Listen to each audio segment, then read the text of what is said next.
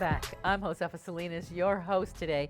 With me, a very incredible woman with an incredible story, Tami DeVine. You know, when I found out your backstory, I was just amazed at your life story. And there's been a documentary that has been done about your life story. It is called Iron Chain, Last Hope.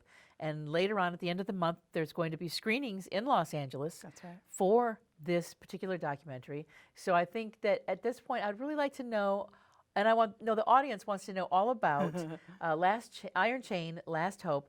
And let's talk about where you came from and how you got here, because that is the heart of that documentary. And I think people would find it very fascinating. I would love to share that.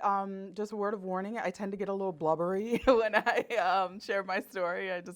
There's a YouTube video of me sharing my story, and I'm just a mess, just tears all over. I've really been blessed, Josefa.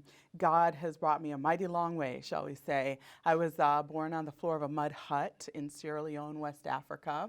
It was just my mother and I. She had elephantiasis. She had 4 children who all died. The infant mortality rate is through the roof there. They don't have doctors and clinics on every corner. And her husband abandoned her. So our family members thought she was cursed and that I was cursed, so they left us alone. So it was me and her. And even with her elephantiasis, swollen foot, she would still walk with me every Sunday to the neighboring village where missionaries go to church. And the white American missionaries were there, and they say I was the only African kid that ran towards them to talk to them. All the other African children were scared of the white missionaries and their white skin and ran away from them, but not me.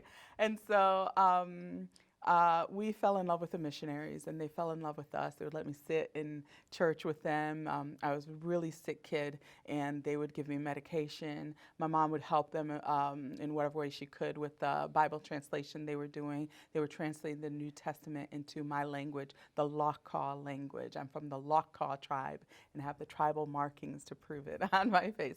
And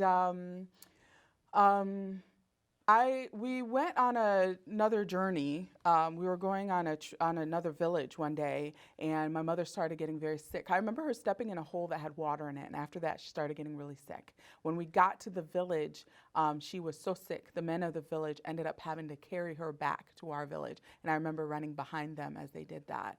I was in the room with her that night when my mother died, and I